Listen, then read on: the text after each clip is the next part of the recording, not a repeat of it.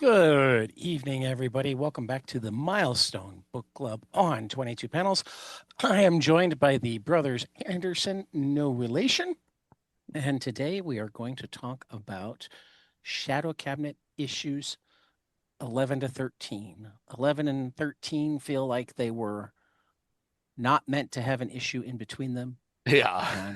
And I feel like our friend Joe Illage might have had to write that issue in between in a hurry. I Uh, wasn't sure how soon we were going to get into that, but yeah, like of these I three just figured issues. I'd throw it out there No, right it off the bat. no, I get you. Like two of these issues are like some of the best comics I think Milestone ever put out, and then the third one sure is there. Like Yes. I'm sorry, that really sounds like I'm hating on Joe Illich. It is a thing. No, Like I Yeah, get it. Like you've got a month off. There's like delays, whatever. There's got to be a reason. Like I get that you kind of had to I maybe put think something together. yeah. For what it's worth, I think because I know what you mean. I've definitely said it's stuff that also way. not Sounds JP harsher. Leone. So Sounds so I mean, I yeah, really feel like that was a hurried fill-in issue and or without something that was sitting in a drawer as an evergreen issue Yeah. that they hoped they'd yeah. never At, have to at use. at the end of the day, I think if anything, what I feel like we're trying to say, I don't want to put words in everybody's mouth, is that the series in general and definitely issues 11 and 13 set a really high bar. Mm-hmm. So to me, it wasn't even like the middle issue, like number 12, was bad at all. It was No. more like it was like a good issue of comics of mainstream big two comic, but it was like to me there's like a high bar Yeah, for it's Shadow in Cat in between general. two of like the great issues of this Well, series. and also Yeah. it was self-contained. It felt almost like an issue from a different era. All three of these, Yeah. and here's the thing, here's why I think it was a fill-in issue, not like a found in a drawer issue, is because all three of these issues kind of do the same things in terms of their bigger plot beats in the Shadow Cabinet series. Like what they're doing in Shadow Cabinet right now. So we're coming off issue 10. We're coming off of Dharma's like weird near-death experience, no actual death experience, where he talks to Red Dog and like reaffirms what his plan is at the Shadow Cabinet. They have a big snowball fight.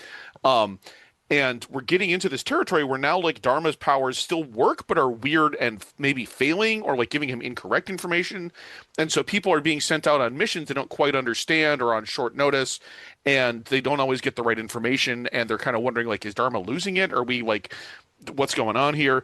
And like all three of these issues are kind of that. Like they're doing other things too, and I think that's part of why issues 13, 111 and 13 are so good, is like in addition to those big plot beats of is Dharma like still competent?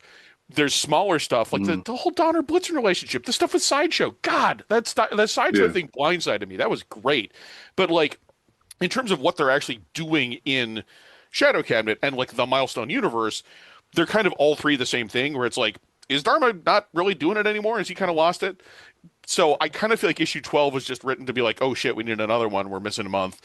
Let's pull out let's see here. What characters haven't we shown in a while? Bad Betty, Twilight, I don't even remember who the third one was. I had actually forgotten Bad Betty. She's I we have seen her before. Yeah, I had to look her up. I'm like, Bad Betty? Like, did that show up? Yeah, she showed up like An in the early. Shadow War issues. I looked her up. Like in those first Okay, but issues. not necessarily the main book, right? No, no, Okay, I well, just want to make sure I'm not forgetting her. no, I actually, so here I'm actually gonna look her up again because I looked up her first Okay, issue, but I realized I didn't look up all her appearances. But no, she first showed up in like the issue of Blood Syndicate that was part of right, the Shadow War. And then right. she also appeared in she actually appeared in a handful of issues. Okay. Oh, she appeared in like a handful of issues of like okay, she appeared in a bunch of issues of Blood Syndicate that we haven't gotten to. She appeared in some hand icon. She appeared in two issues of Shadow Cabinet, the number zero issue and this issue. So Oh, okay. Yeah, I don't yeah, you think could was Zero in here. I don't know. It zero. doesn't matter. Oh I yeah, think we read zero. I think it was all the way Okay. back in the first Okay. Oh, I compendium. think you're right. I think you're right. But you know what? I mean, that brings up an interesting thing. This Shadow Cabinet proper, the main series, to me is so well realized that I kind of wish they'd introduced the characters in the book before Shadow War. Because when Shadow War happened, it was yes, them and the other team which I barely remember those characters. And Star it's not Chamber, yeah.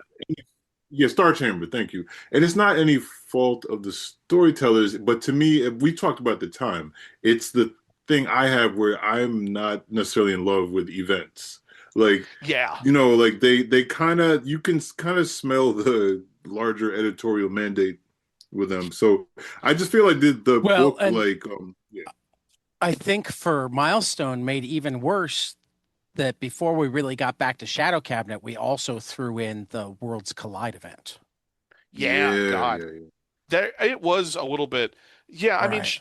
I never really looked at it from that perspective. But I mean, you're 100% right that like Shadow War gives us a whole, just dumps a bunch of characters in our lap, Yeah, and is like, yeah. hey, these guys are all important, but we're also not sure like which ones are equally important. Like again, Bad Betty, Hmm. Oro, who knew they were not going to be anywhere near as important as like yeah, Donner and Blitzen and like Rainsaw showed up a couple more times. Like it's hard to Right, tell. Here's 20 characters, six of which are going to be right. way more interesting than any of the other ones. And on top Like of that, they're so it's like what is it, Matt Wayne and John Paul Leon, like they know these characters, they're like building them, they're building on them. And if you think about it, it's like you got what like Icon Team, Blood Syndicate, who already have their own very full cast of characters to build, and you know what I mean. And then on top of it, you're like, and here's eight bad guys, or not yeah, even bad and good, but you know what I mean. Like here's yeah. two teams of eight that are just like duking it out and showing up. I I But, looked up yeah, I yeah, looked up that issue of Shadow Cat or Blood Syndicate where Bad Betty first appears, and it's also like, oh yeah, remember Slag? Remember Rainsaw? Like it's there's all these other guys who are like, yeah. I oh don't. yeah, I Are guess they those Star guys Chamber exist. or are they That Shadow yeah, Cabinet? they were Star Chamber, but also like some of them I either switch sides or I don't remember. Right, Yeah, right, right, Shadow War, right. like as in the further away we get from Shadow War, the more I'm like, that happened, I guess, but I don't like it all just I blurs remember together. the only thing I remember. So this I remember eventually like getting into it, but ironically, the thing that got me into it was the way Shadow War pulled in our main heroes and following them. Right. Because I just at that point I had no foundation with these two teams. So Star Chamber and I knew Dharma was Shadow Cabinet. That was the main Yeah. thing. I do remember Donner and Blitzen. Um, but yeah. Anyway, that's Yeah, that's all to say that like I really appreciate the main series of Shadow Cabinet. that's the thing. Like I feel like Shadow it Cabinet, yeah. what it becomes is so good. Because like we were trying to think of other things to compare it to earlier on, and it's like, I mean, it's a little bit like Stormwatch, it's a little bit like Yeah, X little Files. Suicide Squad. Yeah, Yeah, it's all these little bits pulling from other places that ends up being a little hard to describe, and I think it even kind of takes a while to find its footing. Like these almost feel like first issues of Shadow Cabinet in the sense that they're so solidly about here's the premise. We're being led around by the nose, sent on top secret missions across the globe by a dude who may or may not have it all together. And like yeah, we have little interesting moral dilemmas along the way, and like members fall off, and it turns out that Dharma doesn't really give a shit about people, or does he? It's hard to tell. Like yeah. this is Well, so solid. It feels like it should be the first few issues of Shadow Cabinet, and those first few issues of Shadow Cabinet are yeah, also good. But like, yeah, I don't know. This is yeah, yeah. I I appreciate it a lot. I think yeah, one thing for me, kind of touching on what you said, is that so like stuff that happened to matters because we've all obviously read Big Two comics and are very familiar with characters coming back from the grave, but like the way that Dharma came back, and we should say for anybody who's this is their first time listening to us speak about Shadow Cabinet, Dharma is essentially this kind of like all-seeing, almost all-seeing character who can like see through time and you find out as it goes on that that's kind of torturous to Dharma, like yeah. being and it's this big burden. That being said, Dharma kind of runs the group, definitely not as a democracy, and kind of like an Eh. asshole. And Yeah, he, and like at a certain point in that last arc we read, the team in general got pretty frustrated with him and the way he freaking puts them out there when their yeah. lives are at risk. It's not even like little things. And He abandoned them what's in his name? Antarctica because it was they had to do it. It had to make it the future happen. But he just basically stranded like five of them in the literal Arctic, just because Yeah, it had to happen. Jesus, yeah. yeah. And Sideshow just straight up killed him, like Yeah. because he was sick of it. And God, I forgot that he so actually there, killed him. yeah, so there was a thing at the end of that arc where there was like an issue where a past Shadow Cabinet member from way back essentially like came to Dharma in the, I don't know, some other afterworld or whatever type Yes. type place, right? Like outside of our realm of existence. And they had this real existential conversation. Dharma does end up coming back, but we see there's ramifications in this arc because while he can still see the future and he is still trying to pull the strings, there's his vision of his hold on what the future is and the variables are really off, which is actually creating Yes. more danger for the team. Yeah. Another thing I like about this is that like they'll have their like kind of like mission of the issue many times, and they do end up solving it sometimes, but then it's not necessarily the way that he tried to set it up. You know what I mean? Right. Because Or it's um unclear like how much he had really planned out and how much they just sort of improvised or yeah. yeah. It's yeah, that's like part of what I like about this is that then, yeah, it puts Dharma on the back foot in a way that is satisfying to see after him being a real asshole for the most of the first Yeah. 10 issues. But also like, oh, he knows all the future. It's like, oh, I guess he gets to pull the shots. It's like now he didn't really know everything. He seems to. Like, okay, so getting into it, yeah, like issue Mhm. 11, Donner and Blitzen get sent on a mission where they have to save a police officer from random like gang shooting because in like 20 years, whatever, she's going to have a kid and that kid is going to grow up to be, or she's going to have a kid soon and that kid's The going to grow up to be a senator. senator, right? Who's going to take down the system? So like, yeah, okay, sure, makes sense. We get some fun little bits of Donner and Blitzen arguing with Dharma, and then also pissing off Mechanic. I do love their interaction with Mechanic. Hmm. Yeah. Um, and they head out to the hideout. There's some great stuff with like the shadows, the visuals. I mean, even before you came in, Marcus, Ted and I were talking about Hmm. like this issue. This is John Paul Leon hitting his peak, It where he is just, going yeah, to it looks great. confidently remain for the rest of his career. But like, Yeah. God, there are some panels in here. There's one panel in particular. So Donner Blitzen bust in. They start. Donner immediately runs and starts protecting the cops, and there's these great images of all the bullets like bouncing off her. And then Blitzen speeds around at super speed and grabs all the bullets. And there's this one panel of her just like singing "You're My Everything" and just Yeah, yeah, yeah. dumping the scattered bullets in front of these guys, and the smoke curls Yeah. from their guns. It's beautiful. It's so good. Yeah. It's like, yeah, no, this is where John Paul Leon it becomes John Paul Leon. Yeah. And And actually, can I just on that note, just again, as the resident person who loves to talk about art so much, what I love about this, and Milestone books in general, like there's great storytelling, panel progression, but I will say I remember the late, the early, early to mid '90s, and like you had Image taking off, and in hindsight, like when I revisit some of those like Image books that blew up and definitely influenced Marvel and DC comics, the styles all there, whatever, but there's sometimes the storytelling suffered, the visual storytelling, the readability of panels, like where am I supposed to look next? And like I'd say John Paul Leon is a perfect example. It's kind of like timeless, because there's certain rules of like comic, just reading and leading the reader's eye across the page that are supposed to be the rules in any era. And you can obviously put your spin on it, but like those rules are rules for a reason.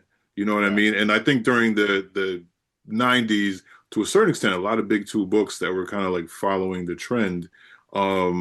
It was like that stuff kind of became secondary, the fundamental stuff. And he's so yeah, strong with it, but he's also like super dynamic. Like yeah. Oh, I'm looking at this one where like he's throwing, yeah, like where uh Blitzen or Donner through these dudes through the wall and I everything. God, it's almost a Yeah, splash it page, and looks great. Yeah, it's huge, but it's three dudes through a wooden wall. yeah, God, yeah, it's yeah. no, it's beautiful. There's also, I mean, and yeah, what you were saying about like the fundamentals, like he is. he has a perfect command of storytelling. There's a great bit, actually. There's a Yeah. subtle thing that happens a couple times in this issue. When Dharma sees the future, he sees it's like a little portal opens up in front of him. That's like, but it's also like a panel, and the panel itself Yes. radiates. Yeah, it like radiates rays that are also gutters. So Yeah, that yeah, then yeah. there's a bit where, yeah, he and Donner and Blitz. For any listeners who don't have the comic in front of them, I'm sure this is fascinating. But like, if you're looking at it on like page 3 of this issue, him and Donner and Blitzen are talking in his office, and it's like it's not quite a multi-panel sequence. It's not exactly that, but it kind of functions as one. And you got this massive Donner's got her arms sticking straight out to kind of leave this, parallel line thing, and it's beautiful to look at as like just a composition thing to lead the Yeah. eye And so perfectly. God, yeah, and again, I'm like you're saying, looking at one of those. Oh no, well, go ahead, go ahead. Sorry. I just that it was. I was just gonna say it's like the fundamentals. It's not just the craft; it's the fundamentals Right. are really good on him. Yeah. Oh, Yeah, absolutely. but you know what? That page you just described, I'm looking at right now, is a perfect example of how you can be really inventive while sticking to those fundamentals. Yeah. It's funny because I will not name any names, but there's definitely some celebrated artists today that sometimes I look at an incredibly drawn page that they've drawn. I'm like, oh, you're you're a little more interested in selling this page later, the original of this page, than you are with like this really conveying everything. You just want to, and this page here, I would straight up like I would like buy, like you know what I mean, like Oh, and not yeah. because, but you could tell that it's not because it's like, oh man, I'm gonna draw this with the intention of selling it. It's just a testament to the way that like I mean, I guess listeners, you can tell we like So, John Pauly Yeah. well, a bit.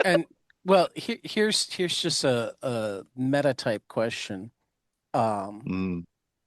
because it's something that I wonder about in terms of the marketplace. Do you think that there are a lot of creators that are thinking about selling the page, or do you think that because the Because it's so hard to make a buck well, making no, but comics. no, what I was going to Because say is that is because a real reason. Yeah. no, Go it ahead. is, but what I meant in general was because the art market values that, and because the cover market values that, that those artists become popular not because they're thinking of selling pages, but because their pages are the ones that people who aren't necessarily interested in the storytelling but do spend a lot of money seek Yeah, out. that's interesting. That's interesting. You know what? A, I want to be In very other words, I'm clear. wondering if I, there's not the financial incentives that I would like there to be to do good storytelling. well, look, being very I real, mean, this because is I my know that Bill might. James head. So hold on one second. So I'm gonna be really, very real. Like, as much as I was saying that about, I mean, there's like one or two people in particular. I'm like, who I'm talking about. But and it's only an issue if it's kind of like I only bring it up because storytelling actually looks secondary. There's a lot of people who sell pages like crazy, but they are locked in and like you know what I mean. They are 100% putting the storytelling first. So I don't even, and I'm not even trying to like create any scandal, and nobody try to figure out who I'm talking about. No, But no, but no. what I am trying to say is that I guess there's two things. I would never begrudge anybody for selling pages. Matter of fact, the current book that I'm working on, I am drawing it digitally, but there are some pages that I'm going to selectively uh, just do old fashioned on Bristol boards so I can have like stuff at conventions to Right. sell. So I'm definitely not knocking the hustle. I also and also just if we're being real, like everybody's got like side hustles in comics. You kind of have to a certain extent. It's like there's a Yeah. select few people who are maybe just doing comics, but like you a lot most of us need to have some kind of side hustle, and Most pages of us are are not. are one of Yeah. those. Most of us are not Brian Right. Michael Yeah, Bendis. And even Bendis has Hollywood money. Well, sorry, yeah, he had a whole book about how he doesn't really have Hollywood money. But anyway, no, yeah, Well, I, I mean, he might now because uh, he's had yeah. a couple more no, I things will. since that book. I definitely won't speak for Brian Michael Bendis, whose work I really respect, but I will Yeah, say I that was not a I just jab at know Michael from I know Bendis. from good friends. No, I'm saying I know from good friends who have TV show where you on the surface you're like, oh wow, they Yeah. made like they've made it's oof, all the glitter is not gold in their No, creator. no, no, no, Like, no. yeah, Well, yeah, and yeah. and It's like and I some of mean, this is not my story to tell. right. No, Yeah. I bring up kind of regularly. One of our regular artists on the show still does his very rough pencils by hand, Mhm. just so when he fills out the pages and he goes, oh, this one is going to make money, he can go back That's and smart. do more solid pencils. Yeah, yeah, yeah, Interesting. yeah. Okay, like he starts by hand and then goes digital. Yeah, And he then starts yeah. and like 90% of them are the roughest of rough pencils. But if he hits a Hmm. page where he's like, Yeah, you can kind "Oh, of tell. Yeah, this one can sell," then he'll yeah, go back when he's done with everything to make the pencils look more like the finished page. Yeah. yeah, yeah, There's yeah, yeah. That's smart. rewinding a fair bit. I just wanted to talk about because like when you were talking about fundamentals, I actually have a it's a similar thing, but for me, what I see is there are books that I've read that I'm like something feels off about the way this story is being told. Like something feels weird about the Mm. way the panels are chosen or like what moments are being shown. And like I 90% of the time I look it up, it's like, oh, this person had their start in animation. And Oh, that's not interesting. denigrating animation as a craft, obviously, Yeah, but it is a fundamentally different form of storytelling. it's a And if you different try to medium. use, Yeah, yeah, if you try to use animation storytelling practices in comics, it feels like a weirdly stilted comic. Like you're choosing odd yeah, moments to focus on, which would be great in a show, but make no sense in a comic. So like, it, yeah. this isn't really the same thing, but it is talking about like the ways in which like different pages it's talking about the way in which comics can sometimes feel poorly told, even if the craft is incredible. Because Hmm. yeah, like sometimes you can have, and those are a lot of times those are great looking pages. Those are fantastic art. Yeah, These are people who spend their life drawing, like they know how to draw characters. But right. it's the moments they choose, the panels they focus on, that kind of thing. It feels like it lurches every now and then. I'm like, why? This feels uneven as to how that story is being told. And then then we go back to Shadow Cabinet, and I'm like, Yeah, yeah, yeah, yeah. I'm just still looking at this page where it's Donner's getting shot and Blitzen's running around catching all the bullets while singing "You're My Everything," and it's Hmm. just the moments here being chosen are so perfect. And then the next page is Donner just comes up and looks at these guys like, bullets really hurt, especially if you're up close. And she just Yeah, like yeah, yeah. gives them the eye, and they all just drop their guns, and they're like, "Oof, yeah, it is." Oof. Yeah, And that's a then great point. Just to add to that, like a page or two earlier, when she's originally getting shot and the bullets are bouncing off, the way that it's rendered, it's not Yeah. like Superman. Like, we've seen Superman get shot Right. a million times and it's like barely affecting him. It's like you can tell, like, obviously she's withstanding it, she's going to survive, but it doesn't look like, she's it's gritting her nothing, teeth. She's being forced back. She's like, things are Yeah. happening around her. She's not just standing there unmoved. Yeah, no, listeners, you can't see me, but I'm like doing the poses. But like, Yeah. but yeah, that those little S- touches that she's s- so. I'm a little disappointed here, Ted, because you misquoted a little bit, and I loved the language on that Oh, page too, because yes, it was bullets really smart, especially up Right. close. And then you go through the whole looking and dropping the guns, and the other Blitzen says, yeah. Blitzen says, which is weird because you're all really dumb, especially up close. Yeah. Yeah. It's Yeah, nice wordplay. it's fun. I love Donner and Blitzen haven't gotten a whole lot of character. I Well, mean that they that that have. page is beautiful in so many ways. Oh yeah. Donner and Yeah. Blitzen don't have like they have enough characterization that I really like them and I feel like I get them, especially in this issue. But I do Yeah. like Blitzen specifically as as a snarky type. Um yeah, no, it's oh god. And then we get that famous and then we get the page. This is the part where on rereading I'm like, "Hey, wait a minute. They just surrendered and then she throws him through a wall?" What was why anyway, Right. whatever. But Well, they shot her. well, they did shoot her. That's true. Um, but then this is a little bit of like interesting realism, and I mentioned sort of the moral dilemma stuff. So Donner and Blitzen basically run away after saving the cop's life. The cop, we kind of follow the cop for a few pages, We cut back, and this is again following the bigger story here. Dharma's kind of watching all this from like 5 minutes in the past, I guess, and he Hmm. realizes, oh Oh, shit, I just realized though that like changes so much in terms of the back end of this book. yes, yeah. That So that this, they so okay, surrendered and then she then threw him she through the threw them wall. through a wall. Right. So Dharma Hmm. suddenly realizes, oh shit, something's going to actually happen that I didn't predict, which is Plus had to be teleported emergency away from a different situation, which means the teleporter's Hmm. down for a while, and he didn't see this coming, and he's like, oh shit, I'm kind of losing it, and Plus realizes that. They have a nice little conversation because now we know that Plus is actually two of his sisters, I guess, yeah, Yeah. and he reveals that like he can't see everything now, and he's having problems, and he doesn't get it all. We get some nice little acting from Plus. This is great. And then we go back to Donner and Blitzen now actually talk to the cops, which is nice. I really like this, where they're just like, yeah, we can't get out of here for another like hour. Can we just grab a cup of coffee with you? And they Yeah. have a Hmm. whole conversation with the cop and a friend of hers, another cop, Teresa. And then they tell her, okay, yeah, well, we really just saved your life because you're going to have a son in the future who's going to like be important somehow.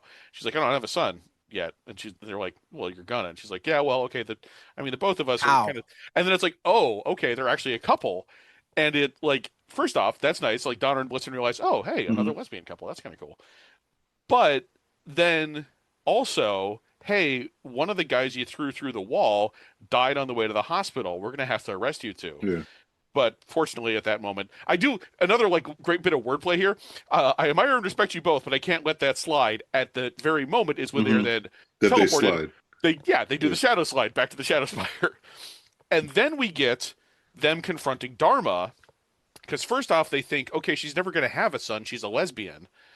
And then, like, what are you doing, you asshole? You don't actually know what you're doing. You're sending us on wild goose chases.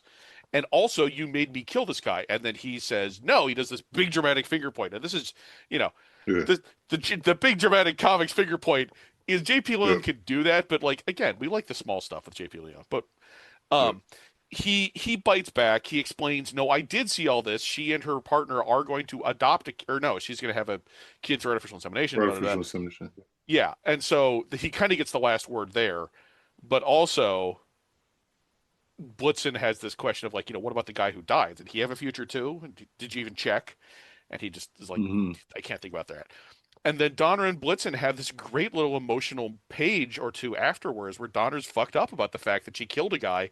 And we also find out, I don't know if we knew this at this point. I kind of knew this from previous rereads, but she used to be like a Hitler Youth neo-Nazi type in her youth and now Hmm. like Yeah. very specifically moved away from that because her backstory, I forget how much of it has been given in which places, but like she's like the granddaughter of a Nazi scientist, so like that's the reason she has superpowers, is she's like a an experiment or whatever. But like, yeah, I she actually used to didn't be. know that. I don't know if it's come up yet. Yeah. That's I don't remember where it happens is the thing. Like I don't remember like where it gets revealed, but like the fact that it's not an accident that she's got the big blue-eyed, blonde-haired Aryan ideal going Hmm. on. Like she was genetically engineered to be a superhuman, and of course Hmm. very deliberately gave that up, but like she regrets it, and it's it's really emotional. And like I was kind of joking about how 2 pages earlier Dharma gets this great dramatic moment where he points at the camera like fucking Phoenix Wright, Hmm. and here we get 2 panels of an extreme close up on Donner as she's like clutching her face and about to start crying. That's really Yeah. affecting, and it's just God, this issue is really good. No, this is great comics. Yeah. Yeah, and she kind of snaps at Blitzen, who's just trying to help, and she regrets it immediately. And then the two of them have this touching moment. They eventually go to the funeral for. Is it the funeral for the punk, or is it the funeral for one of the other cops? Because like, there's a lot of cops in attendance. Cops, I think, right? It's gotta be the cops. I I, I think they said that like other cops died in the attack or something. Because there, yeah. Anyway, Yeah. Because they said but something about cop killer had it coming. yeah, that's right. Yeah, okay, you're right. It is the cop killer. But they go Oh, to the oh, oh, funeral. was the cop the undercover, right? Because wasn't there when they first got there, wasn't Maybe. there a dude that they were accusing of being an undercover agent Yeah, that has God, I the red totally. jacket? Yeah. Yeah, you're right. You are a cop. They're arguing about it. I don't think any of them maybe one of them is a cop. I don't know, but one way or Okay, another, well like maybe there's I'm a wrong. Yeah, yeah. it's a little bit unclear, but one way or another, yeah, they're at the funeral. They see the two cops from earlier across the way, and kind of neither of them do anything, and they basically just have this final moment where it's like where they just say, "Yeah, Dharma, remember when before we didn't know how you got your information, and you just hand us a mission? I think I like that better." And it's this real Hmm. sad little moment. I love it. God, it's so good. Well, and Yeah. I think this whole issue in general um, kind of deals with both the difficulties of knowing the future and Hmm. sometimes the difficulties of knowing why you're following directions. Yeah. Yeah. Yeah, and that tension is really good in like I said, issues 11 and 13 are really good about that in a way that I think is yeah, these are two of the best issues of the series. Unfortunately, in between them is issue 12, which suffers a lot by comparison. It's Right. not bad, but It's a regular '90s comic, it's a you regular know. 90s comic. Yeah, Yeah. we bring Maybe back even a regular late 80s comic. God, yeah, you know what? Yeah. This Yeah. does. Maybe. This Yeah. actually, this really hits the Suicide Squad feel of it. Like this whole thing is like, yeah, Dharma brings everyone in on a mission, and Bad Betty's all like, "Oh, don't pull me out of a deep cover in Holocaust nightclub." Which Hmm. has Holocaust had the nightclub for a while? Is that a thing?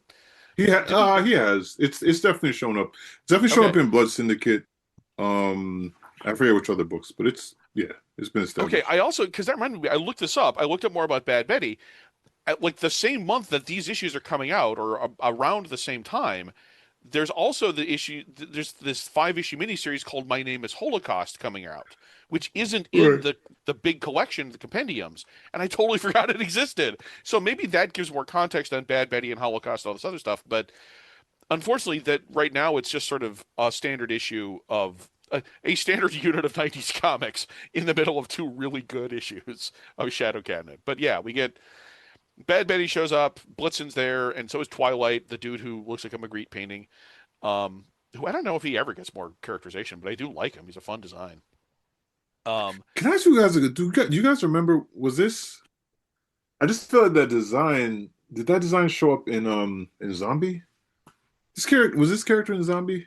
oh God, I don't remember. He might have I remember he somebody that kind of looked like they had clouds in them. yes, I think he did. I think he was like one of the guys who went to recruit.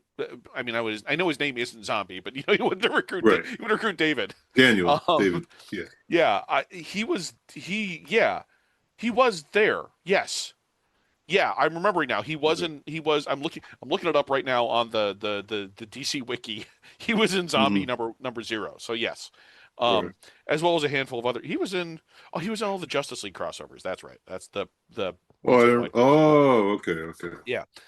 Um, or no, that's the 2009 one. Oh, Hmm. interesting. Huh. All right.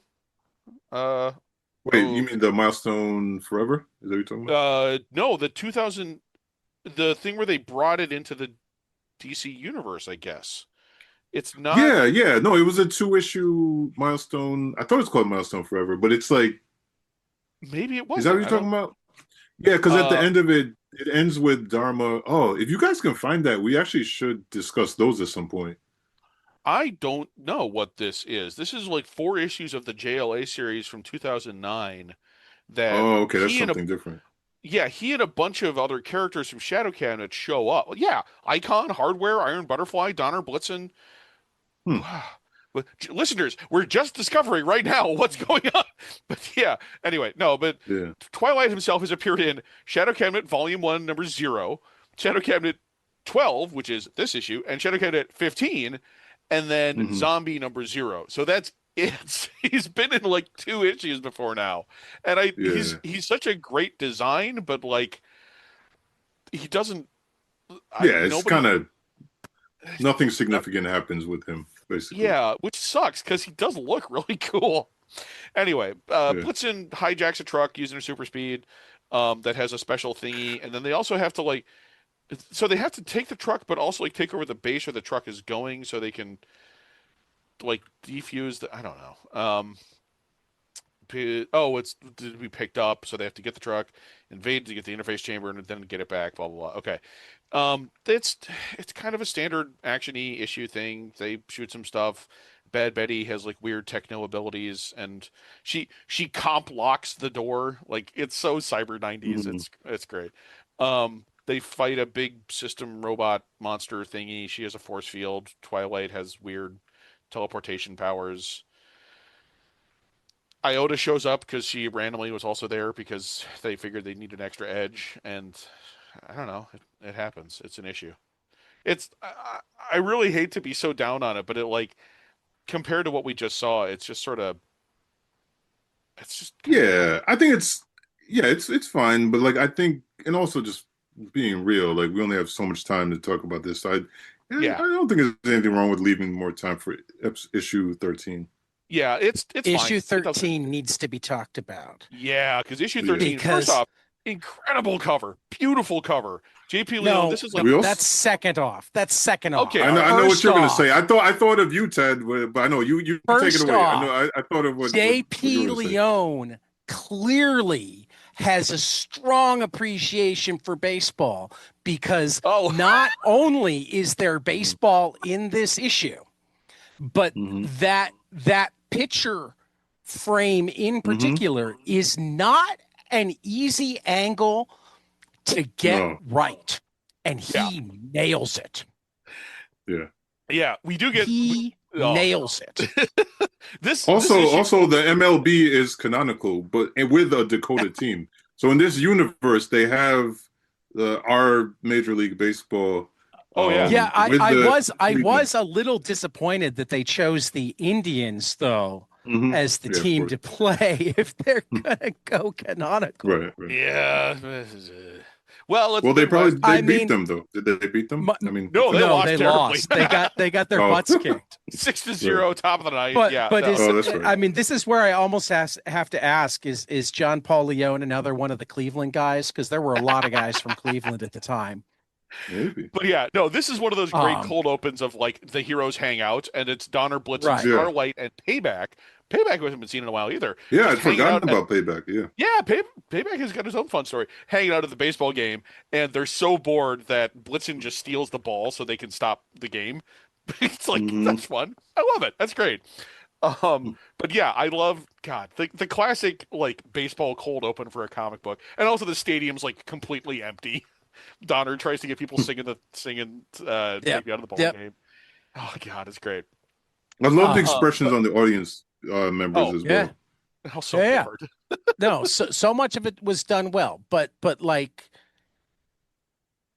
I have seen lots of baseball and comics where I felt like it's almost like baseball in movies, where the first thing that I pay attention to is, did anybody bother to figure out how to play? Hmm. I mean, to be fair, a lot of times it's like the Yeah. X-Men playing baseball, which like they got their own rules. They're the X-Men. They can teleport. Oh, and Well, but basketball as well. Ooh, oh, the basketball issues are Gambit's like doing. Because it's just because you made me think of Gambit and the X-Men. Yeah, but yeah, I'm not talking about the rules as much as like the Yeah. physics. Yeah, the no, rendering. No, I know exactly rendering. what you mean. I knew I- Marcus knew what I meant. Yeah. Oh God. Yeah, all of it. I mean, even in Calvin Ball, where there are no rules, you can tell that Bill Watterson knows baseball and knows football. The ball isn't held wrong. The bat isn't held wrong. You know, things look right. Right. It's the best depiction of baseball in comics since Peanuts. I mean, it's the difference between watching Ray Liotta in Field of Dreams and watching Kevin Costner in Field of Dreams. Ray Liotta had never swung a bat in his fucking life. Costner was a ball player. My favorite bit of trivia was in the episode of Deep Space Nine where they play baseball against a bunch of Vulcans. The guy who played Rom actually was like almost went professional as a baseball player. So And in you order could to tell. and in order to appear like he sucked at baseball because he was supposed to be the worst player, he had to play left-handed just to look convincingly But you bad. could tell that he knew what he was, Yeah, he knew how to play. he was still. awkward. He wasn't, I mean, you don't have to be good for me to believe that you understand and care about the game.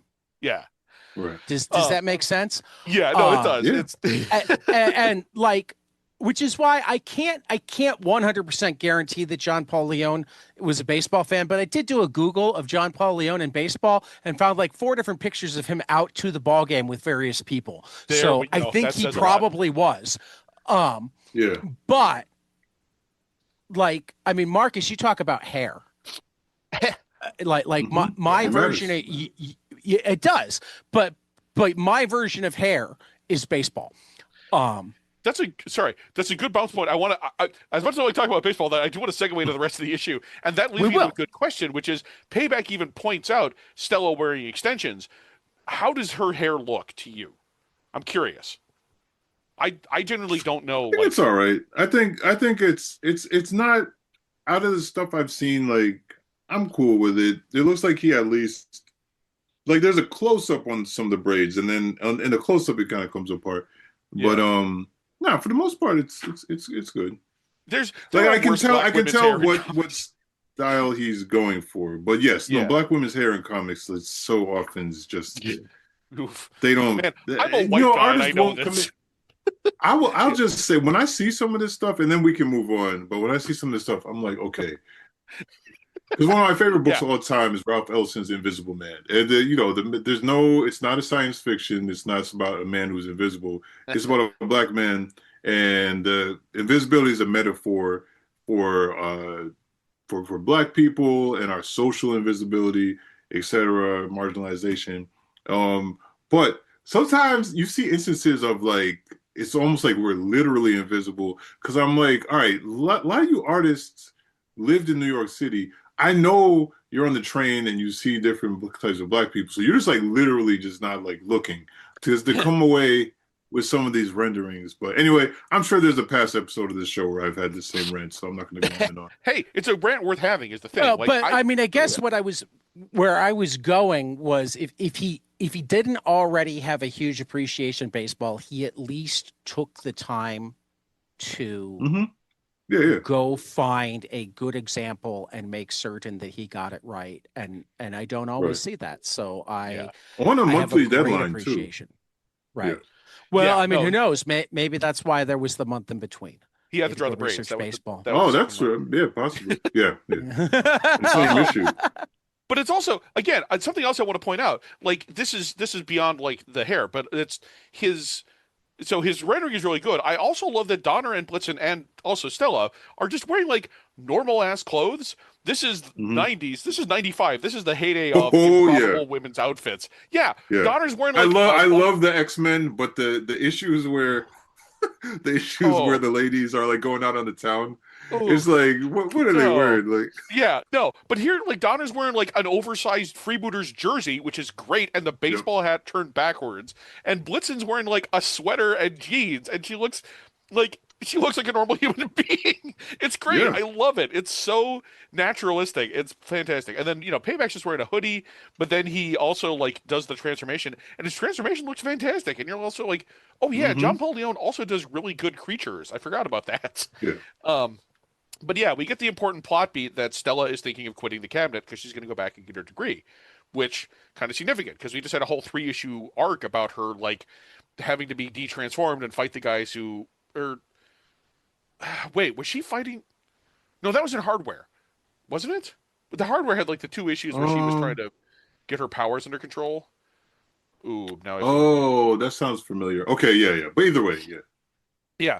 So anyway, of course, this is interrupted because there's a big mission going on. She transforms. She looks incredible while transformed. This is again JP Leone being JP Leone. Her like transformed look is incredible. She's got like the braids floating around her. She's all starlight in the middle. God, it's beautiful.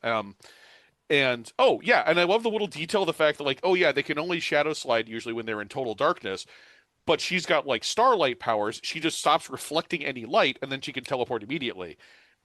Like I love that. Hmm. That's great. I love that those little details. She gets brought in. There's this. Oh God, I forgot that they have this page, this beautiful full page spread of her like falling through the teleportation dimension. God. Oh yeah, and she talks about her experience of it, how it like it's Yeah. very quick, but for her it's just like this relaxing period of time that feels longer. Yeah, but the rendering of this page, God, I love Oh, this. I definitely. forgot Yeah, how yeah. it's beautiful. Um, she comes in, there's a mission. It turns out maybe like when she got transformed, like the person who was there might have be trying to replicate the experiment or something. Something else is horrible is going to happen. You got to go to Ann Arbor, Michigan, the worst place on earth. No, I'm just kidding. Again, we get JP Leone doing great people in normal clothes on like the campus of Ann Arbor, and suddenly here's Sideshow, and he's completely messed up. He's apparently drunk or crazy or something. He transforms kind of uncontrollably. She has to go stop him and calm him down, which she does without hurting him. And she takes him back to his apartment where he's completely messed up. Is that in his apartment? Is that supposed to be a bong? Like I can't tell. Like I know they can't really show it, but like I can't. Anyway. Yeah, well, he's definitely. I mean, he's definitely like smoking on something because at the end, after Yeah. she leaves, he looks over at his pipe. He's Yeah, that's right. I forgot about that. time to tend to the animals. Yeah. Yeah. But Sideshow, like, again, he looks convincingly rough. You know, like his face is lined Hmm. and weathered. His muscles are all standing out around his neck. His hands are all kind of gnarled up. Like, he's had a rough few months after killing Dharma, Dharma becoming unkilled, and then him quitting the Hmm. cabinet. Or did he quit or was he fired? I forget. Like, fired, Was he? I think he might have just left because he killed the boss. Yeah, yeah. Let's You go don't back come and look. back after that usually. Yeah. Yeah, but yeah, he and Stella have a lovely little moment where she's reminiscing about how much she loved the stars and going to the observatory, and then of course we also get a little condensed version of her backstory where like she found some experiment going on that was messing up some dude with pulsar juice, and then of course she got hit with the pulsar juice, and then she turned into star stuff. And this is why I was trying to remember like when she first appeared, if it was in, I think it was Hardware because he shows up to save her. Anyway, Mm. um, and we get this condensed little version of her origin story, and now she can transform. And then we come back to reality where now she's still talking with Sideshow, but he's now like a giant octopus just sitting on the couch, which Hmm. I love. I love the casualness of his transformations. It's so good. Oh Yeah. man. But yeah, he's Dharma. Sideshow is really bummed out about everything. He's insanely cynical about all this. He doesn't want to have anything to do with the cabinet anymore. Um, she's sort of disappointed in him, and he thinks also that Dharma basically sent her there to nag him. Hmm. This interaction is nice and subtle because like neither one of them really dislikes each other, but they're at odds over what's happening around them. And oh God, I like it. I like it a lot. But you Yeah, can tell that yeah, she cares too. she I does. also She I also cares. looked back briefly, and yeah, it definitely was Sideshow who decided to leave. Okay. Um, and then Dharma is there in that last scene when they're sitting in the snow and the snowball fight happens. So it's not even like it's like beef, like with a capital B. But yeah, Yeah. like Sideshow is definitely and also Blitzen messed him up. Like she like after it happened, like she beat Oh him yeah, up a that's little bit. right. Yeah, because she got the super speed. Yeah. Um. Anyway, Stella Or goes no, off sorry, on Donner. her I meant Donner. Don. Yeah. Okay, yeah, that makes more sense. But yeah, that's I kind of forgot about all that. I gotta. Oh man, it's been we missed a couple months in there, listeners. So I kind of forgot a Yeah. lot of what happened before the break. Um. She goes off to figure out what's happening. She has a cool little use of her powers where she, absorbs all the light so nobody can see her sneak in. She uses some X-rays to see through a fake wall, and then of course she comes across this dude, the dude who tried to do the experiment the first time, and it turns out he got a little power, so he can turn intangible.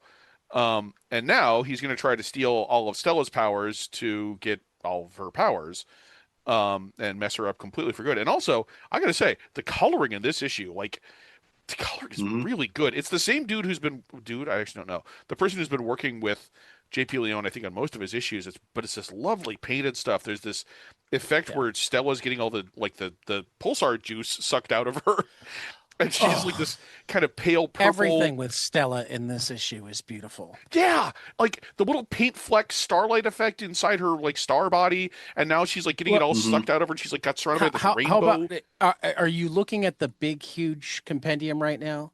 I'm Yeah. actually looking at a different form of it, but I can look up the Okay. compendium version of it. Well, I was just going to say on page 710 in that, but I don't know what page. There is just a black panel in the middle, Oh yeah, that has the little outline in purple with the yes, stars that just Hmm. works.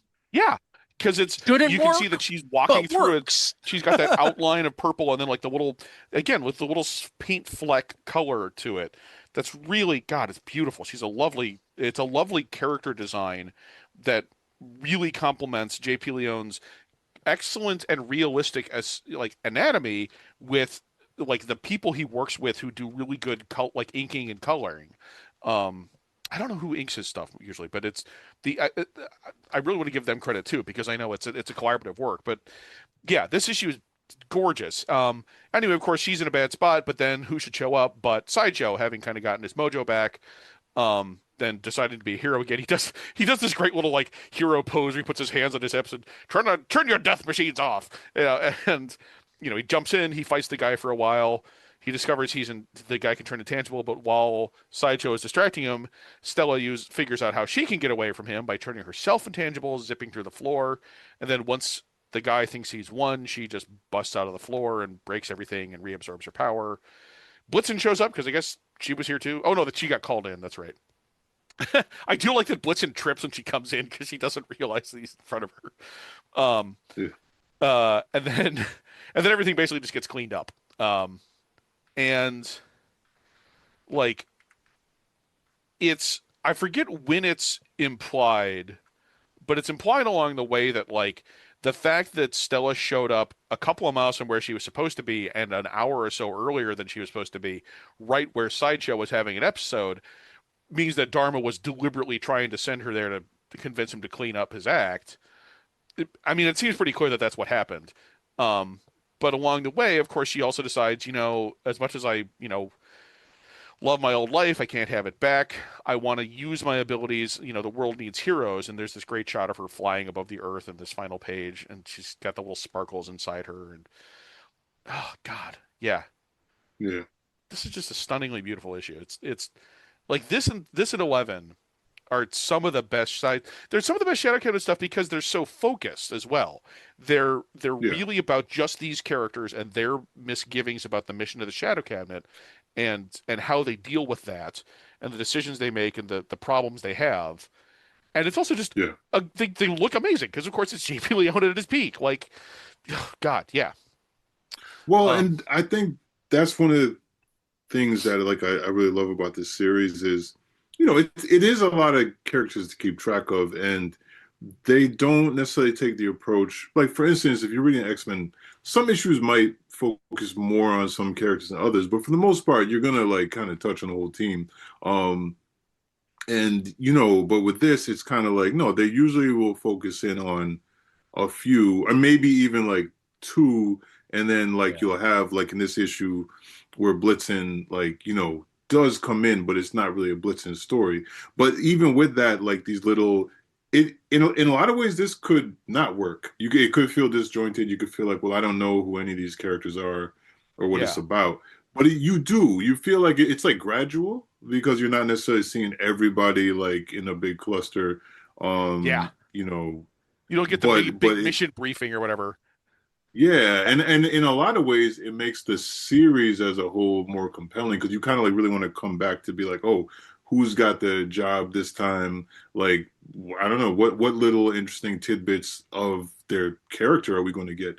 You know what I Yeah, mean? Because like they do find, even though like these books move, I'm sure we've said this before at a pretty quick clip, um, they still manage to do like little character building with them, yeah. or even just giving us little nuggets of who the characters are. Yeah, again, like that bit about Donner used to be in a neo-Nazi group. Sideshow is doing Yeah, bad after he quit the cabinet. Like, there's yeah. there's tantalizing little bits along the way, and like again, I keep thinking of the comparison that I made of Stormwatch, which is not actually my favorite series.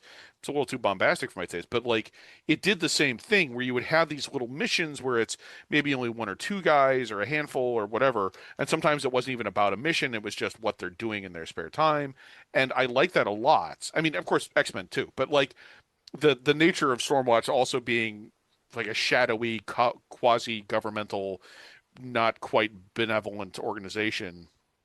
Um, Hmm. yeah, that's I feel like a really close comparison for this. But again, I like this a lot more than I like Stormwatch because I like that they're they're not part of the UN or whatever. They're not like the Yeah. costumes in Stormwatch are awful, man. Like those friggin' with all the bits and like the arm guards. I love. I mean, again, hey, how many times have we praised JP Lee on this episode? But like, I love how distinct all their costumes look without overlapping or like feeling over designed or anything. I love Right. Sideshow's kind of corny circus strongman suits because it kind of fits him, you know. Hmm. And you also don't see it a lot of times because he's transformed or whatever. But anyway, Yeah. so yeah, this issue just kind of reestablishes, several things that 11 also did, which is Dharma's powers aren't working totally right. People are questioning his leadership, but at the same time, they realize we're doing good things. What do we do with all this? And it's kind of building towards. I was looking at the numbers. I'm wondering, we don't have a whole lot of issues of Shadow Cabinet left. We're kind of on the later stages of Milestone, and Oh, when does it end? When does Shadow Cabinet end? 17. 17. It is. It then gets. Oh, damn. There's a series called Heroes, which is a really hard title to Google, but it's just called Heroes. But it's a lot of the same characters. Um, but that's only like 6 issues, I think. So it doesn't. Yeah, it. This is where it starts getting a little bit depressing for me to think about the fact that, yeah, like the Yeah. Milestone universe I'm is saying. already kind of getting packed up, unfortunately, which I mean, to be sucks. fair, we have at least one whole compendium left. Oh yeah, no, there's still a lot left, but like it's just depressing for me to realize like Yeah. only one Yeah. compendium left, man. You know, Is it only it's one? Right. probably. I haven't done the I haven't numbers, but actually checked. Yeah. yeah, me neither. I wouldn't be surprised if there's only enough for like one more issue or compendium. But it's yeah, I so wanted to see this universe continue. I mean, that's the great tragedy of this podcast series is like, yeah, this was a great, wonderful, beautiful work that I don't know. Something else we were talking about before we started recording is like, I'm wondering what was the what was the sort of deciding factor? Was it McDuffie leaving? Because McDuffie left, of course, after Tad reminded me, he left after 25, Static Yeah. 25.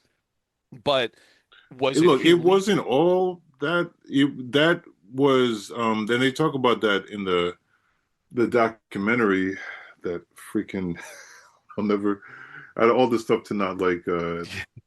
Whatever that HBO guy's name, exec guy's Discovery guy's name is. Well, I mean, Zaslav? The on the fact that, bright side, they will be sold but soon. On the yeah, downside, I sure. don't But yeah, know if that no, will bring it back. Yeah, okay. But sorry, I didn't mean to get into a whole streaming thing. What I actually was meant was just in the documentary, they do get into the fact that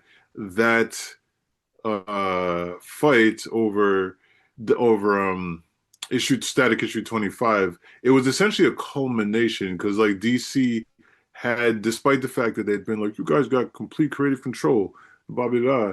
Like they had been like, editors have been bitching and moaning. And to be honest, it's a great distillation. You could tell that they weren't reading the books because it's essentially just really reminds me of the glass ceiling parakeet metaphor in hardware.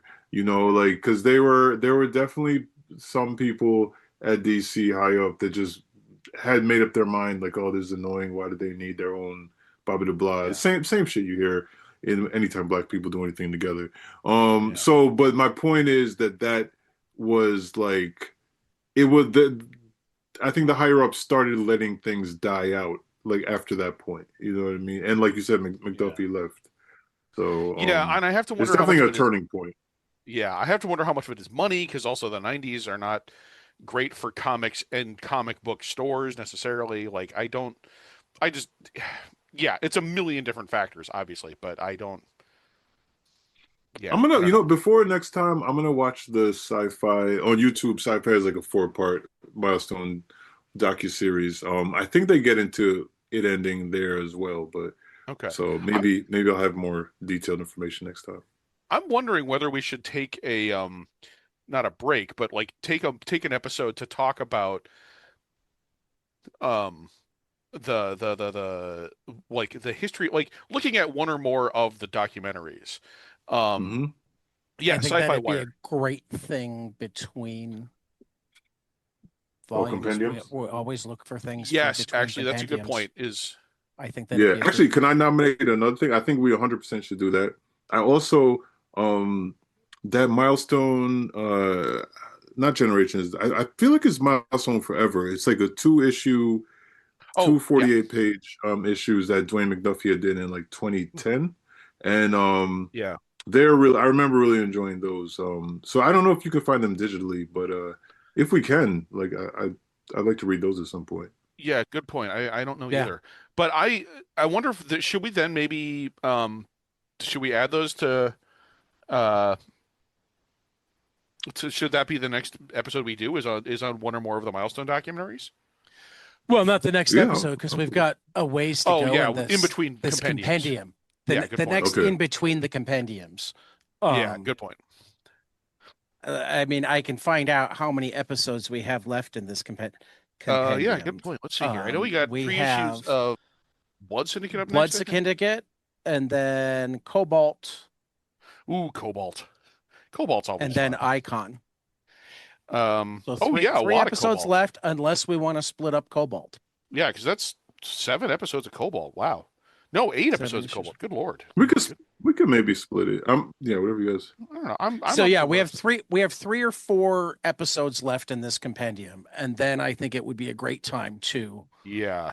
to look at the documentaries, talk some milestone history,